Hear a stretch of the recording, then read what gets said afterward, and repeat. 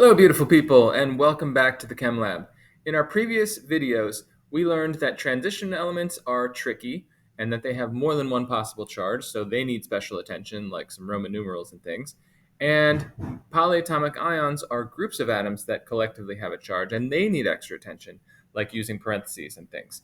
Today, we're putting both of those together to write formulas for ionic compounds containing both transition elements and polyatomic ions. We're going to learn what they are. Again, we're going to review, we're going to write a couple formulas, and we'll have a pause the video moment at the end. So grab your periodic table and your polyatomic ions chart, and let's get started.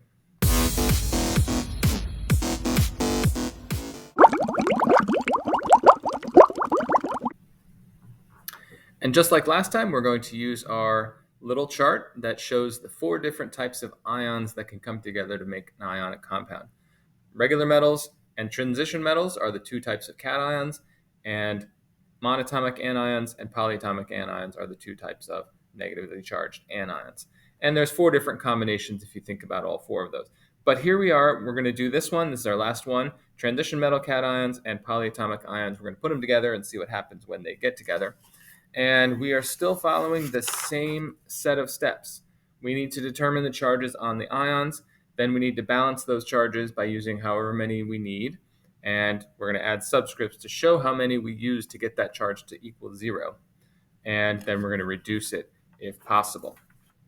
Okay, quick reminder, you're going to want to have a chart of periodic chart of ions available for you so that you can find those charges that you might need. So if you don't have one, take a moment and go get one. And you'll also want to have some version of a polyatomic ions chart available so that you can look and find the formulas for names like chlorate and chromate and dichromate and so on. So have those available, and let's get rolling. So first things first, a quick review that iron, yes, has more than one possible charge. Do we have to guess what charge it is? No, because somebody wrote that it is a +3 charge. That's what the Roman numeral tells us. So iron is a +3 charge, Fe +3, and then chlorate. So the name ends in 8. That tells me it's a polyatomic ion. I need to go find it. We've seen this one before. It is over here on this side of my chart, ClO3, with a 1- charge. So let's do that, ClO3. Keep that all together. Don't change those subscripts. And a 1- charge up there. To balance it, a 3 and a 1 become a 1 and a 3. So let's bring the 3 down and the 1 down there. Fe, ClO3. Again, keep it together. Resist the temptation to mess with that. There's little elves that run around the chem lab whispering, mess with it, but don't do it. And then we're going to put the 3 on the outside. But again, it looks weird because it looks like it's a 33 oxygen situation. It's not. It's 3 groups of 3. 3 groups of 3 or 9 oxygens and 3 groups of 1 chlorine, and that's 3 chlorine. So that's the correct way to show it. Note, there's no Roman numeral in the formula. That's a common mistake. You see the Roman numeral, you think it has to go in the formula, and you have to resist that temptation also. So you got a lot of little pitfalls to watch out for. All right, ruthenium 2 acetate. I tried to choose some elements that don't get a lot of love. Ruthenium is Ru, and there's multiple charges, but we're told that it's a +2, which is great. Now, acetate is one of those polyatomic ions that gets a little more complex. You'll see it up here. It's CH3CO2-. Okay, my polyatomic ions chart gives me that version. Your polyatomic ion chart may give it in a slightly different version. It's commonly written C2H3O2. Either way will work fine. So I'm showing you this way because I think it is a little bit more common. But again, we have a 2 and a 1. That's going to become a 1. That's going to become a 2. Ruthenium.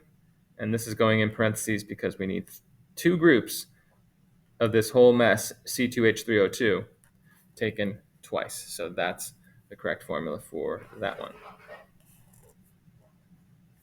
Okay, we'll try a couple more. Have you ever heard of the element europium? Maybe, maybe not. Europium lives way down here at the bottom of the periodic table where nobody ever looks, and it has more than one charge. We're told it's a +3, which is great.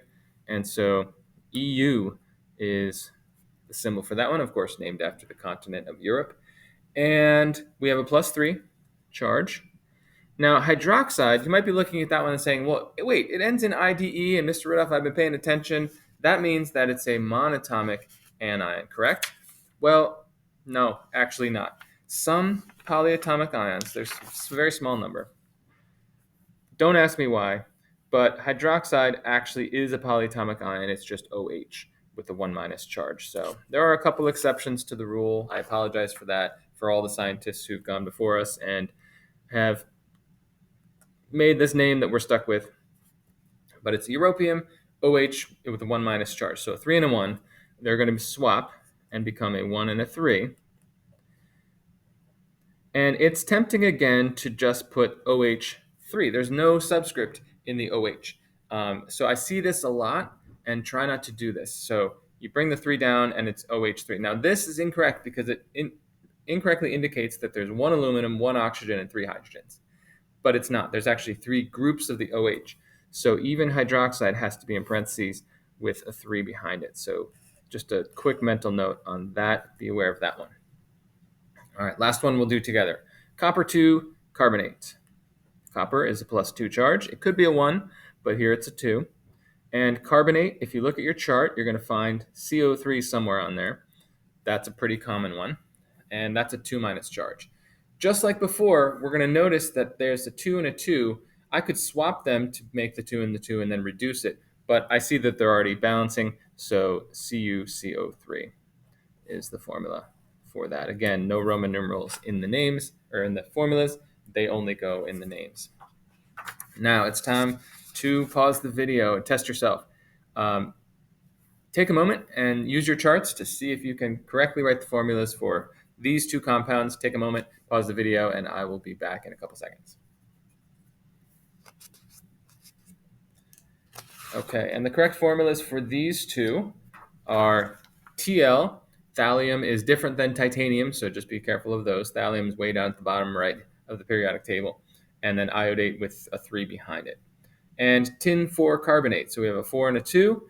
That's going to reduce to a 1 and a 2. It's going to be like a 2 of 4, but it reduces to a 1 and a 2. So make sure you reduce those. So there you have it. A few examples containing transition elements, which need extra care, and polyatomic ions, which need extra care. I hope you found that helpful. If you have a question, please send it to me in the comments. And in the meantime, happy studying and have a great day.